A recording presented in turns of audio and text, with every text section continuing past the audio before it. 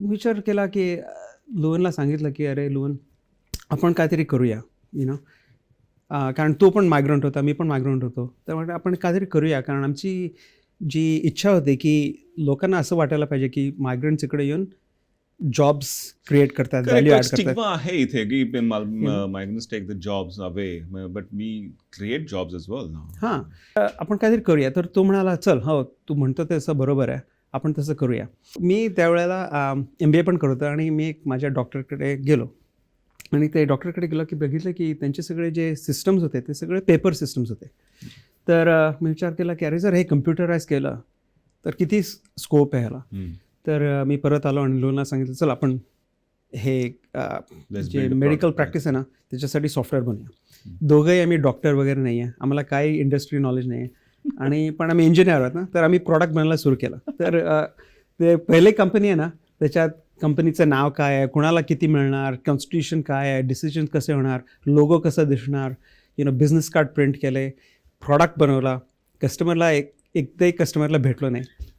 आणि म्हणजे चॉकलेटच्या आधी तुम्ही रॅपरवर जास्त खर्च केला. हां, एक्झॅक्टली राईट.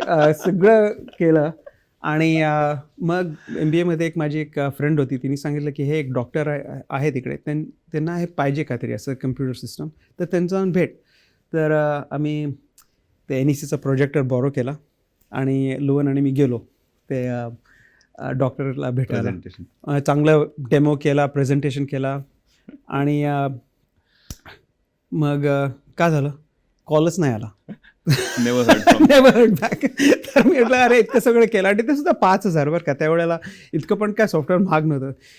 म्हटलं की काय इतकं डॉक्टर लोक इतकं पण अफोर्ड नाही करू शकत का.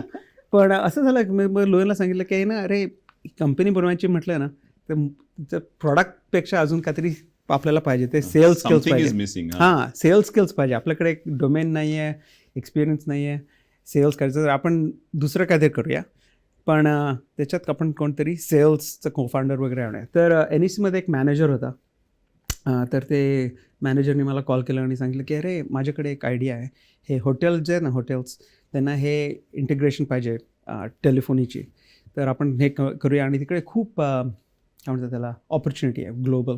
तर म्हटलं अरे परफेक्ट, हे NECमध्ये एक जनरल मॅनेजर आहे, ह्याला सगळं माहिती आहे.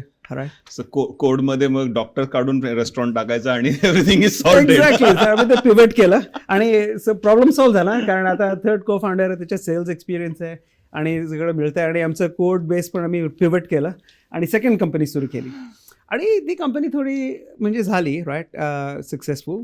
ह्या वेळेला लक्षात आहे की आम्ही लुवन आणि मी, आम्हाला काय सिल्वर स्पून नाही आहे, not born with a silver spoon असं म्हणतात ना. तर मॉर्गेज वगैरे होतं, तर सो वी कुड not. But you were steel working, म्हणजे जॉब चालू होतं तुमचं पॅरलली? जॉब चालू होता, पण आमच्या कॉन्ट्रॅक्टमध्ये असं काय होतं की you cannot work part time elsewhere आणि असं. तर आम्ही हे मून लाईटिंग करत होतो कारण मॉर्गेज पण पे करायचं होतं. एनिवे, तर सेकंड कंपनी थोडी मोर सक्सेसफुल झाली. तर न्यूझीलंडमध्ये मी काय विकले, ऑस्ट्रेलियामध्ये विकले, कॅनडामध्ये विकले. मग नंतर तुमच्याकडे पेइंग कस्टमर्स होते त्या? हो होते. So we got a step further. पण काय झालं की पाईपलाईन संपली, ड्राय झाली. ड्राय झाली पाईपलाईन. आणि त्यावेळेला NEC सोडून मी अजून एक कंपनीमध्ये होतो, थर्ड कंपनी. ती कंपनी होती जेनेसिस. ते कॉल सेंटरमध्ये होती, कॉल सेंटर टेक्नॉलॉजीमध्ये. तर हा जो माणूस आहे म्हणजे जो आपला थर्ड को फाउंडर, ते म्हटलं की चल आपण ना आता पाईपलाईन संपली ना, आपण काहीतरी कॉल सेंटरमध्ये करूया. तर तेव्हा मी त्याला सांगितलं की अरे तसं नाही होऊ शकत, कारण मी कॉल सेंटर इंडस्ट्रीमध्ये आहे, मी त्या कंपनीमध्ये काम करतो आहे. तर मी जे हे जर कॉल सेंटरमध्ये बिझनेस वगैरे केला तर that will be a conflict of interest.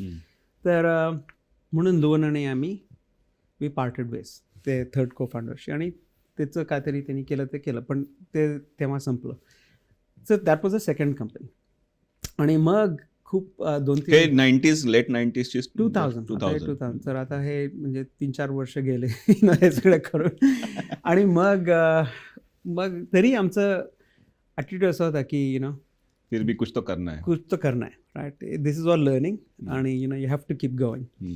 तर मग तेव्हा मी लोनला सांगितलं की चल आपण असं करूया, तू आहे ना तू टेक्नॉलॉजी एकदम एम्ब्रेस करून एकदम अप टू डेट राहा आणि मी आता माझं करिअर चेंज करतो आणि मी सेल्समध्ये जातो आणि प्री सेल्समध्ये जातो आणि मी कस्टमर फेसिंग रोल करतो. तसं कारण आपण हे थर्ड को फाउंडर जे आणलं आहे की नाही ते आपण आउटसोर्स नको करायला सो तू ते कर आणि मी हे करतो आणि आपण थर्ड आयडिया बघूया. तर तसे 4-5 वर्ष गेले आणि मी MBA फिनिश करून मग प्रोफेशनल सर्व्हिसेस आणि प्री सेल्समध्ये गेलो जेनेसिसमध्ये. वाव. आणि म्हणजे एवढं फ्युचर लुकिंग तुमचं व्ह्यू होता त्यावेळेला की करेंगे तो साथ में करेंगे but let's acquire some skills.